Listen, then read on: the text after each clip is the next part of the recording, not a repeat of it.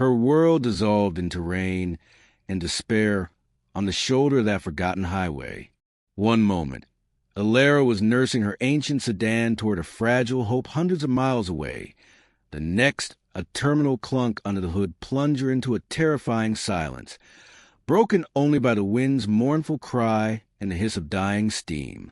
Stranded, utterly alone as twilight bled purple and gray across the vast, indifferent sky. Headlights flared past, capsules of warmth and speed, their drivers oblivious, or perhaps unwilling, to see the young woman shivering beside her broken-down car.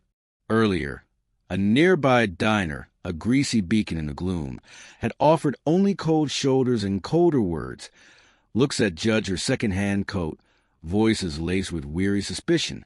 They saw an inconvenience, a disruption to their own hard lives, not a soul adrift. She felt invisible, swallowed by the desolate landscape and the rising tide of fear.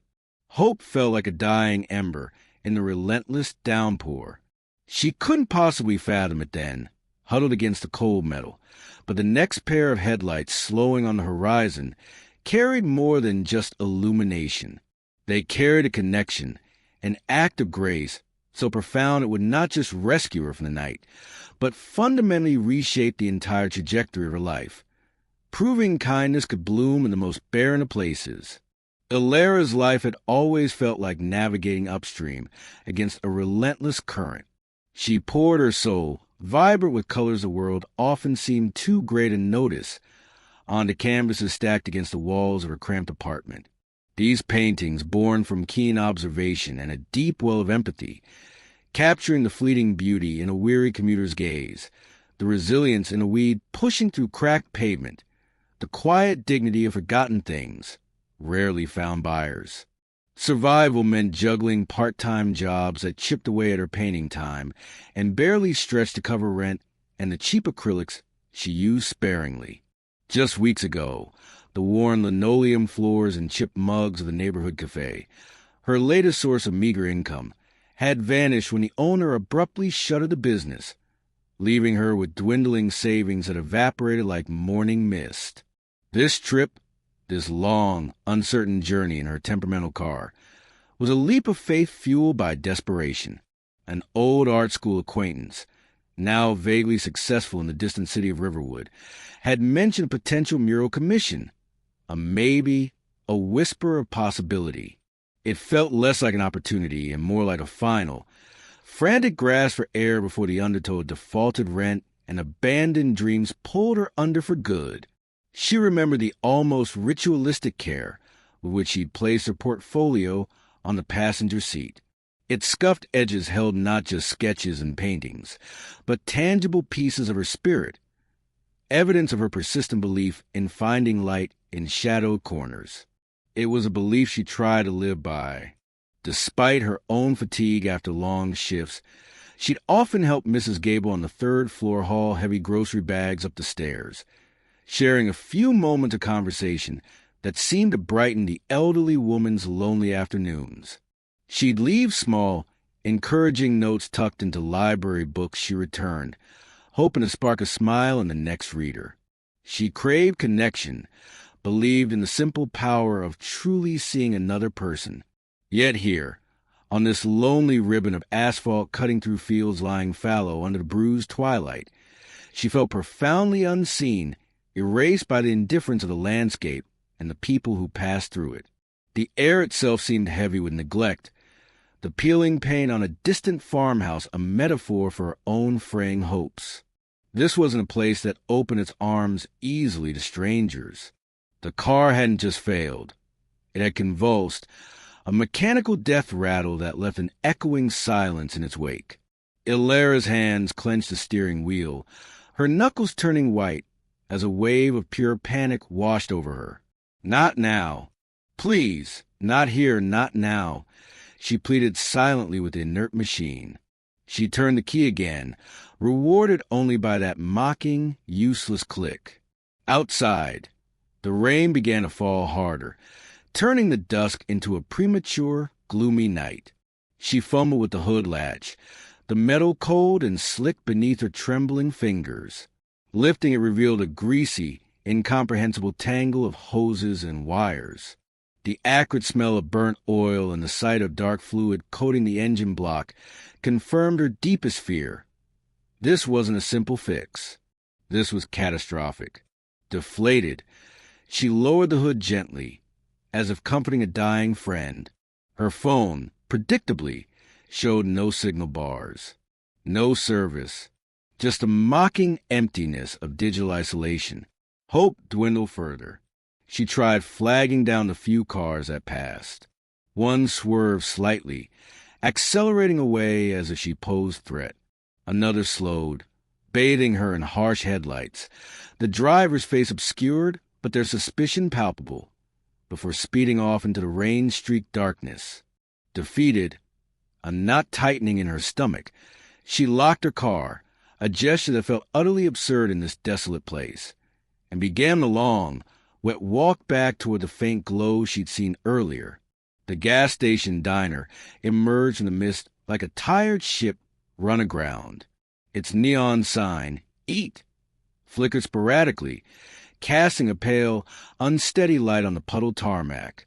Pushing open the door, she was met with a wall of humid air thick with the smell of old coffee, frying onions, and damp wool.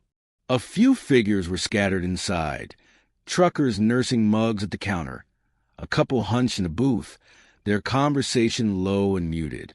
The waitress, a woman whose face seemed carved from years of long hours and short tempers, looked up from wiping the counter with a damp rag. Her eyes, weary and devoid of welcome, flickered over Elara's damp clothes and anxious expression. Before Elara could even speak, the waitress preempted her. "The phone's busted," she said flatly, her voice raspy. "Has been for weeks. And Earl, the tow truck guy, well, good luck getting him out on a night like this. He moves when he moves." There was no malice in her tone, just a profound, bone-deep weariness, an exhaustion that left no room for problems of a stranger. Two older men at the counter swiveled on their stools there, gaze lingering on Elara, taking in her city-style, though second-hand, coat, her obvious distress. One muttered something to the other, just loud enough to carry. Trouble always blowing in from the city. Think their fancy machines own the road. Elara felt heat rise in her cheeks, a mixture of embarrassment and indignation. She wasn't fancy. She was desperate. "My car, it died," she explained, her voice barely more than a whisper against the diner's low hum. "Back up the road. Completely stopped. Is there anywhere I could wait? A bus? Anything?" The waitress just shrugged, her attention already returning to the rhythmic swish of her rag on the formica. "Can't help you, honey. Like I said, Earl's your only bet. Maybe he'll show, maybe he won't.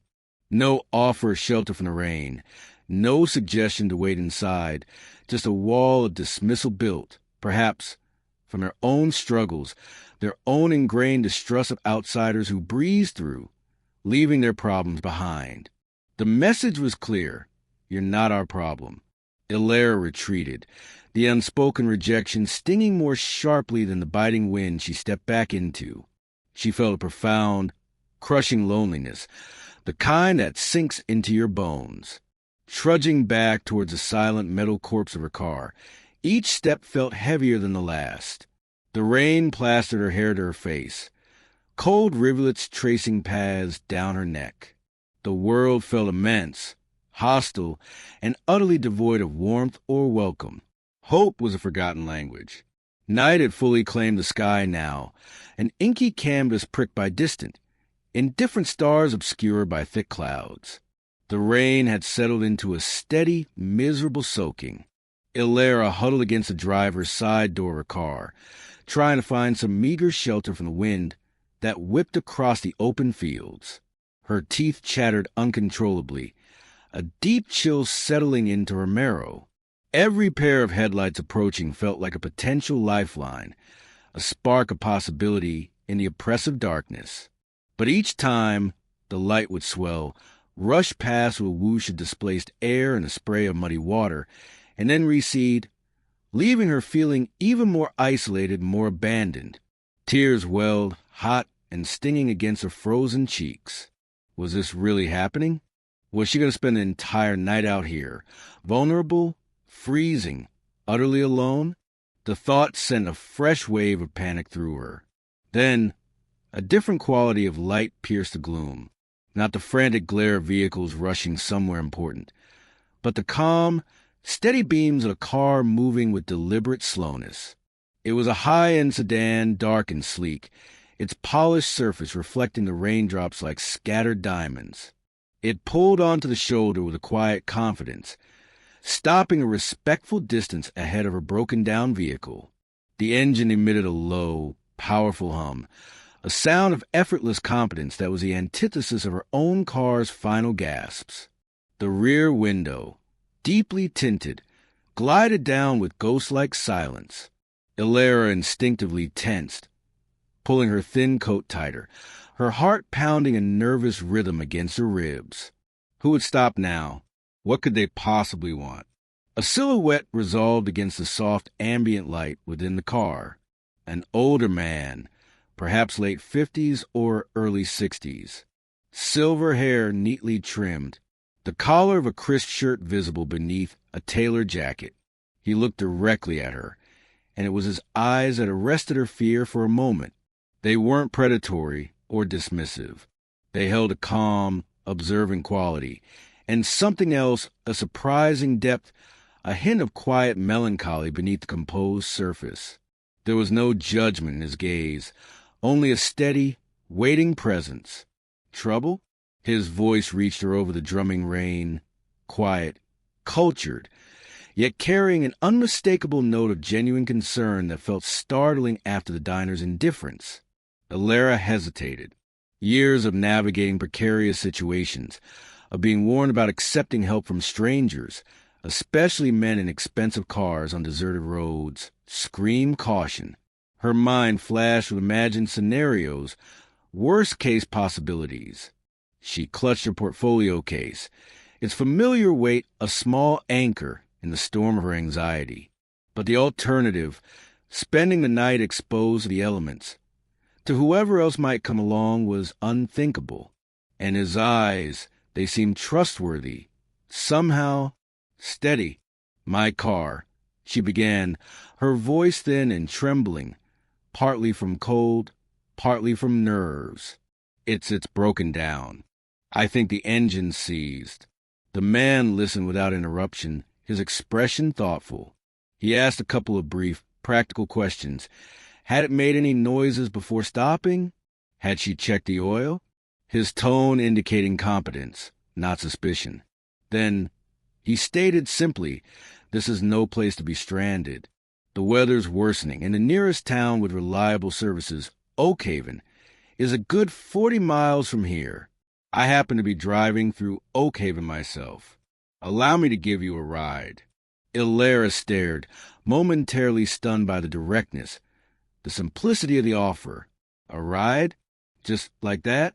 She scanned his face again, searching for the catch, the hidden agenda. She saw only polite reserve, a man offering a practical solution to an immediate problem.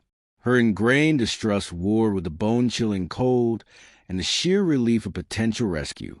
Taking a deep breath, tasting the damp air, she made a decision.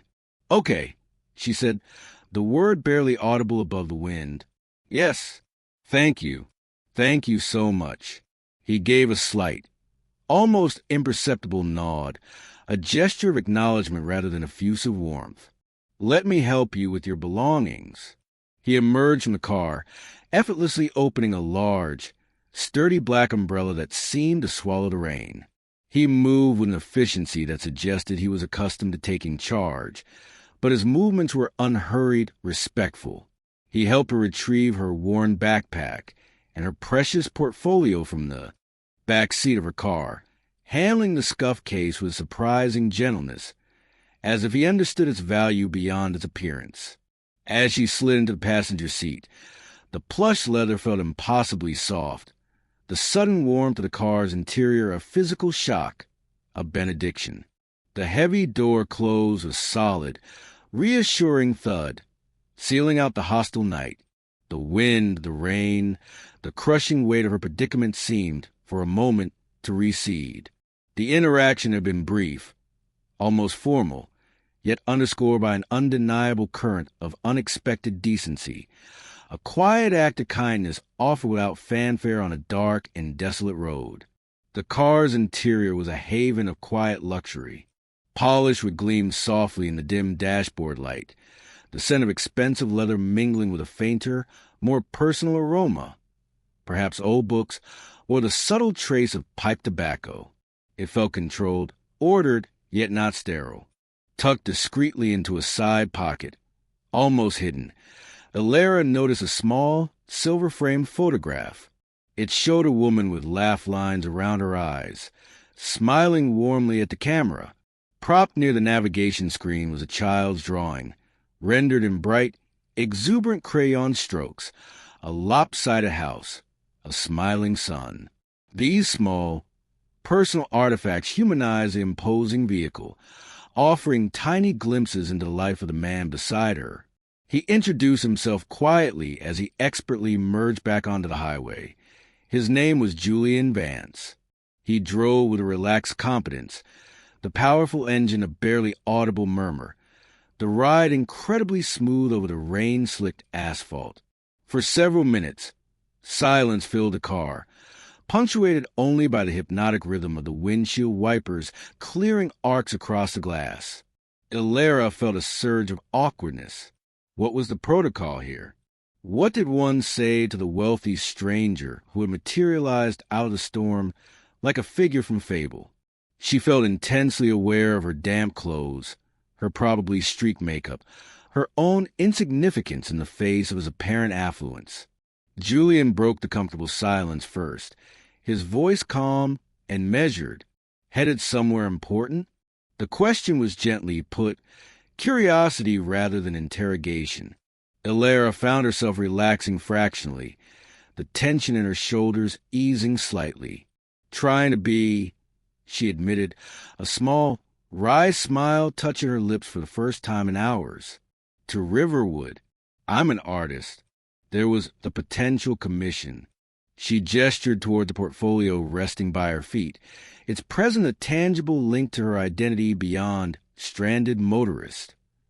My art, it's pretty much my whole life. Julian glanced over, not just a polite flicker, but a spark of genuine interest lighting his eyes. An artist? May I ask what kind of work you do? Encouraged by his attentiveness, Elara began to speak, hesitantly at first, still mindful of the strangeness of the situation.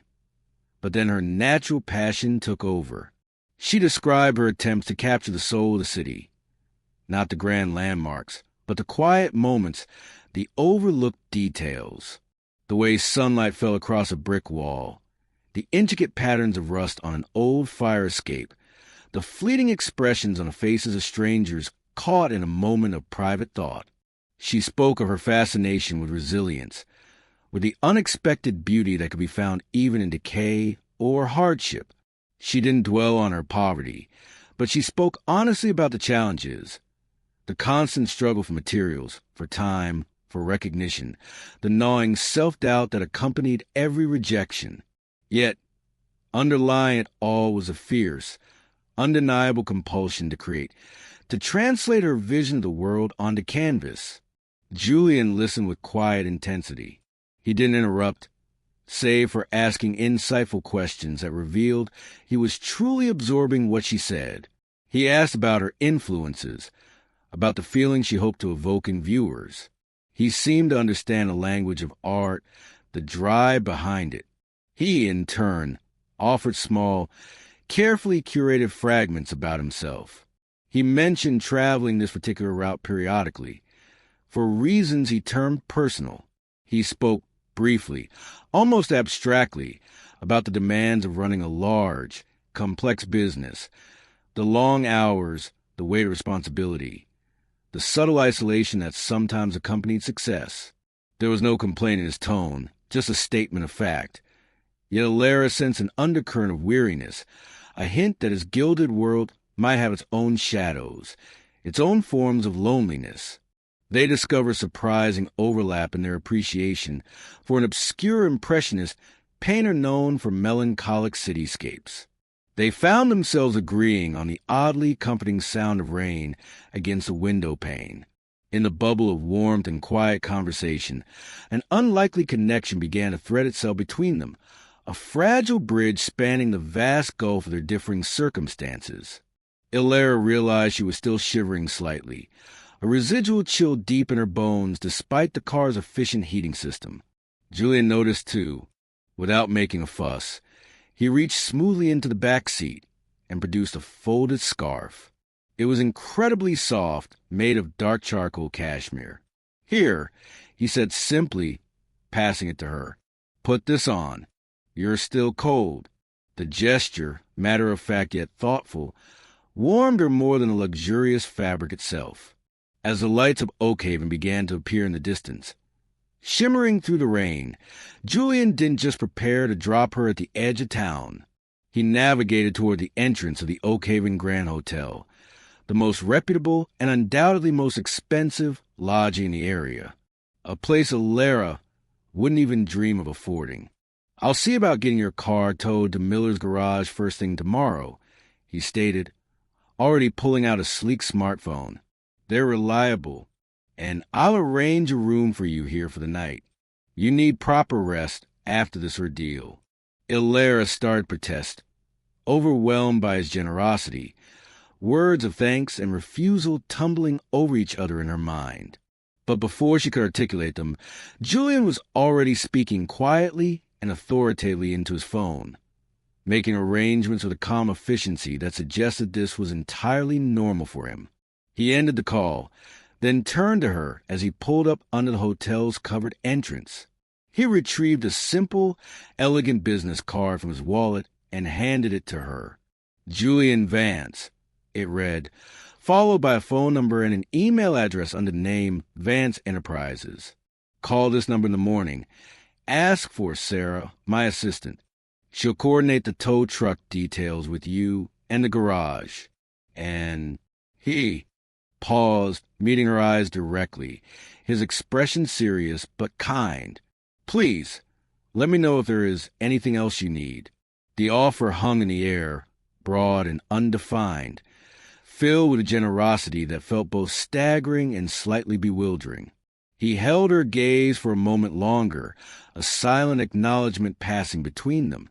"Get some rest, Elara." And then, with another small, courteous nod, he was gone. The powerful engine whispered, and the dark sedan merged back into the rain-swept street, its taillights shrinking into points of red light before disappearing completely. Elara stood motionless under the bright lights of the hotel awning, the soft cashmere scarf clutched in one hand, the crisp business card in the other. Raindrops glittered on the pavement around her. She felt dazed, adrift in a sea of bewildered gratitude, profoundly unsure of the meaning behind the whirlwind of events that had just swept through her life. The hotel room was an oasis of calm and warmth. Soft lighting, a plush carpet, a bed that looked impossibly comfortable. Elara peeled off her damp clothes, took a long, hot shower that eased a chill from her bones, and wrapped herself in the thick, fluffy robe provided. She sank onto the edge of the luxurious mattress, the sheer unreality of the past few hours washing over her. One moment, she was facing a night of cold, terrified despair. The next, she was safely ensconced in a high-end hotel, her immediate problems seemingly magicked away by a wealthy stranger whose motives remained unclear.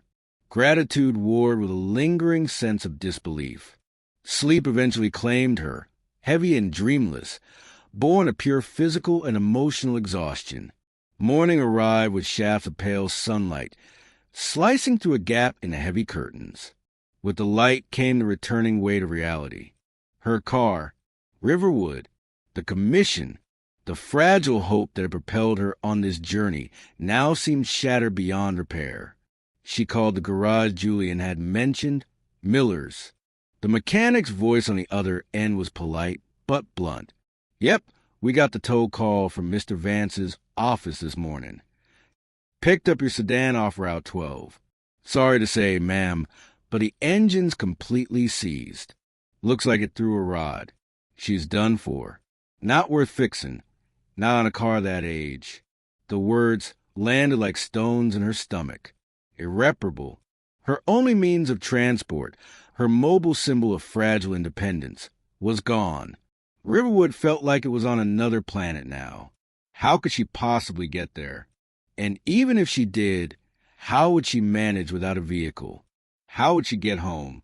A familiar wave of discouragement washed over her, cold and suffocating. But tangled within the despair was a persistent thread of deep gratitude for Julian Vance. He hadn't owed her anything. He could have driven past like everyone else. Instead, he had stopped, offered not just a ride, but safety, warmth, and dignity at a moment when she felt stripped of all three. He had treated her like a person, not a problem. She felt an urgent need to thank him properly, to let him know the outcome of the car, to somehow acknowledge the magnitude of his kindness. With trembling fingers, she composed a text message, rereading it several times before daring to press send. Mr. Vance, this is Elara, the artist you kindly helped last night on Route 12. I wanted to express my sincere gratitude again for your incredible generosity. You truly were a lifesaver. I spoke to Miller's garage, and they confirmed the car isn't reparable, sadly, but I am safe and warm because of you. Thank you for everything. I hope you have a good day. She held her breath after sending it, half expecting no reply. Almost instantly, her phone buzzed. Elara, good morning. I'm relieved to hear you are well, though I am genuinely sorry about the final verdict on your car. As it happens, my schedule has shifted slightly, and I find myself remaining in Oakhaven for a few more hours this morning. Would you perhaps be free to join me for a quick coffee? There's something I was hoping to discuss with you. Julian, coffee? Discuss what? A flutter of anxiety mixed with intense curiosity. Had she inadvertently incurred some obligation? What more could he possibly want? Yet his message felt polite, almost formal. Curiosity won out. She agreed, suggesting a small, independent cafe she'd noticed near the hotel. Julian was already there when she arrived, seated at a quiet table in the corner, nursing a cup of black coffee. He stood briefly as she approached, offering a slight, warm smile that eased her nervousness. He looked less imposing than the night before, dressed in a well-cut gray sweater and dark trousers, but he still possessed an aura of quiet command. They ordered, Elara opting for a latte she wouldn't normally afford, and exchanged a few pleasantries about the town, the improvement in the weather. Then Julian gently steered the conversation. Elara, he began, leaning forward slightly, his gaze direct but kind.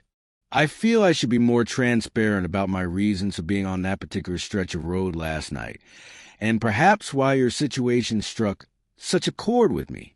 Elara's breath caught. Here it was, the explanation. The catch? That part of the highway. It passes near the small town where my late wife, Clara, grew up, he continued, his voice softening, taking on a tender, reminiscent quality. She passed away several years ago.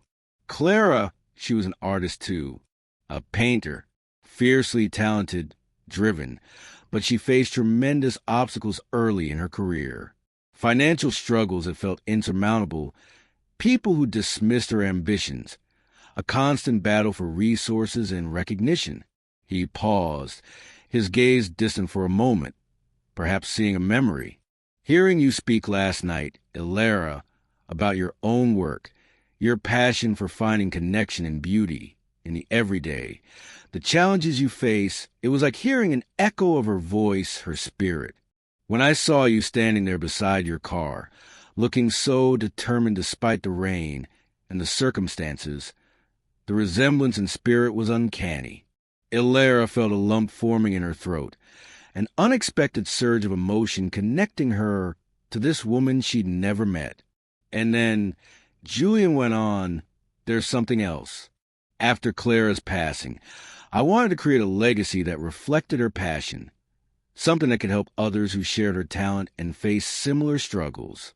I established a private foundation in her name, the Clara Vance Foundation for Emerging Artists.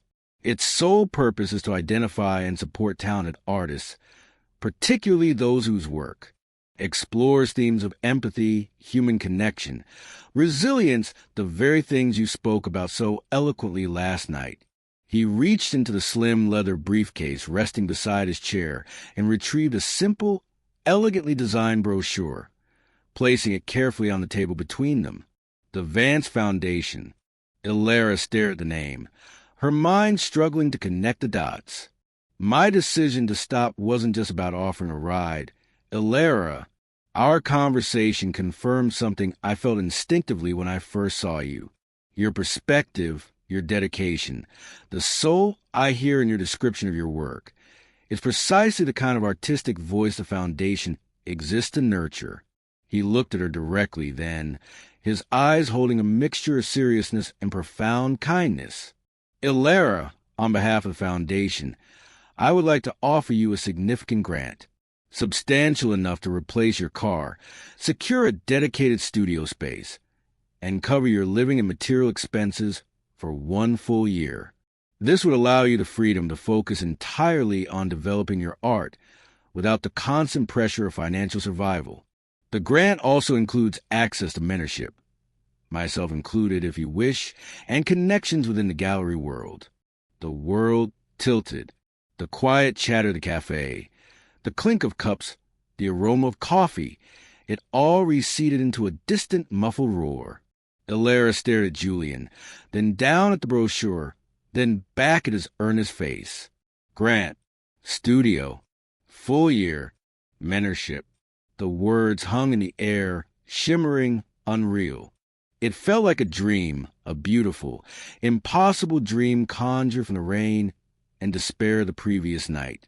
Her logical mind struggled to process it. A complete stranger, a billionaire philanthropist disguised as a roadside rescuer, was offering her everything? A chance? Because she reminded him of his late wife? Because he believed in her art after one conversation? It was too vast, too sudden, too overwhelmingly kind to comprehend. Tears welled hot and fast, blurring her vision. These weren't the desperate tears of yesterday, but tears of profound shock, of disbelief, of a gratitude so immense it felt like a physical pressure expanding in her chest. One tear escaped, tracing a path down her cheek before she could hastily brush it away with trembling fingers. "Mr. Vance, Julian, She struggled to form words, her throat tight with emotion. I don't understand. I don't know what to say. This is unbelievable."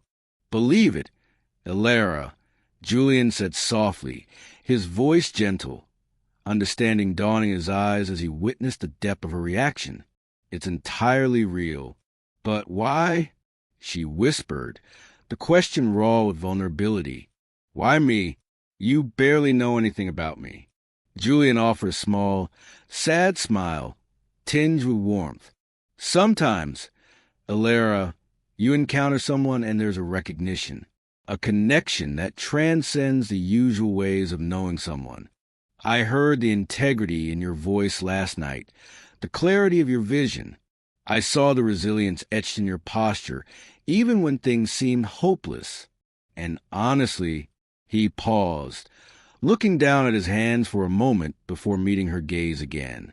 "Honoring Clara's memory through the Foundation, finding artists like you, artists who possess the kind of spirit she had, and giving them the support she fought so hard for, it has become the most profoundly meaningful work I do.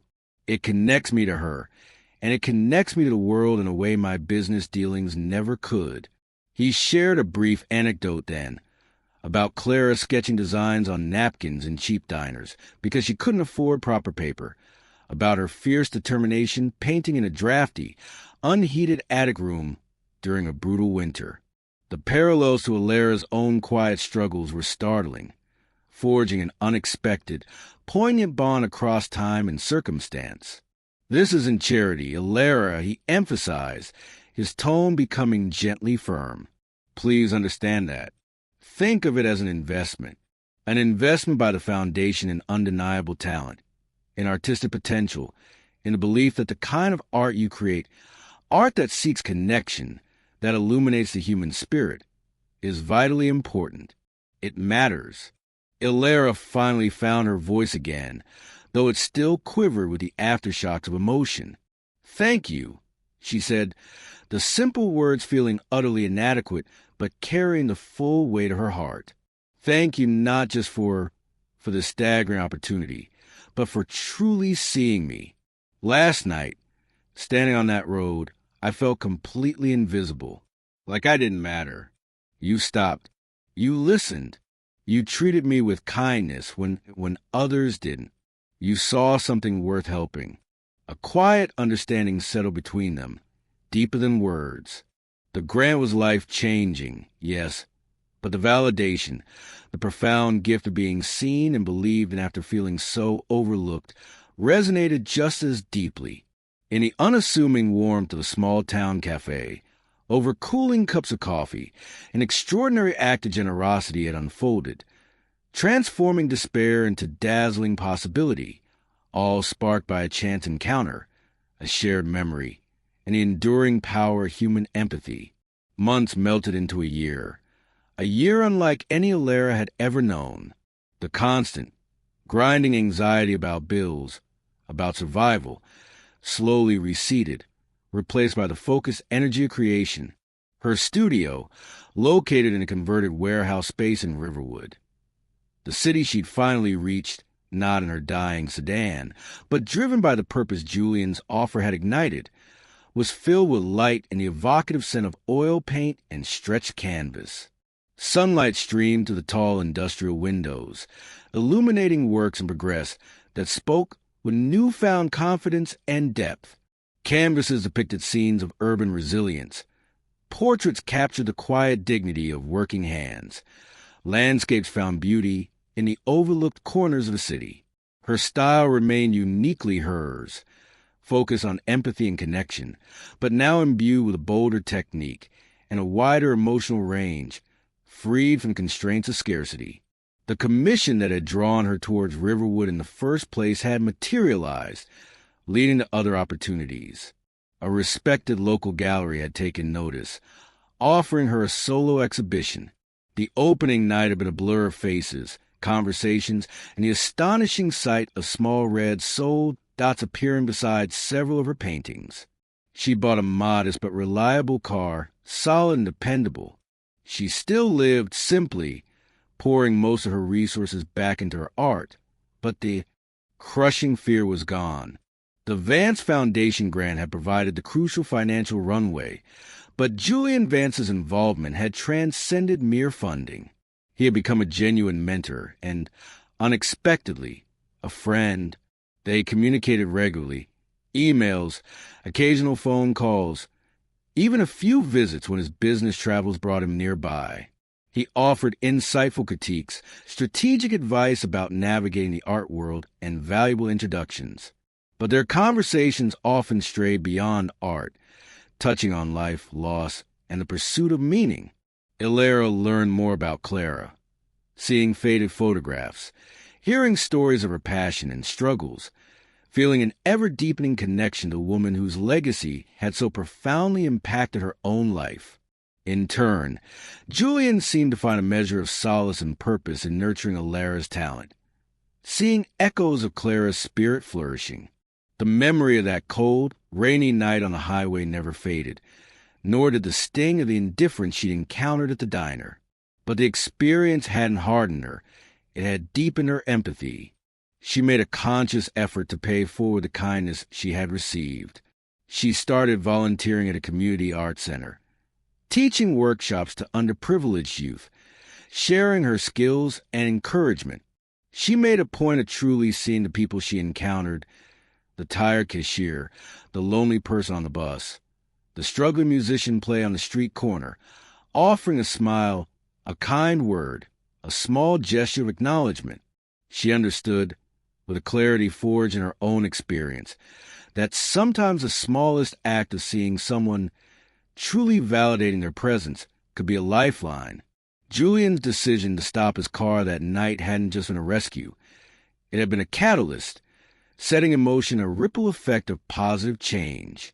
It was a testament to the extraordinary power hidden within ordinary moments, the potential for profound connection to bridge vast differences, and the enduring truth that a single act of kindness, offered without expectation, can not only change a life but illuminate the path forward, proving that hope often arrives when least expected, carried by the quiet strength of human empathy. Her art, now reaching a wider audience, carried that message too, a silent testament to being seen, to resilience, and the unexpected grace that can transform even the darkest roadside into a place of new beginnings.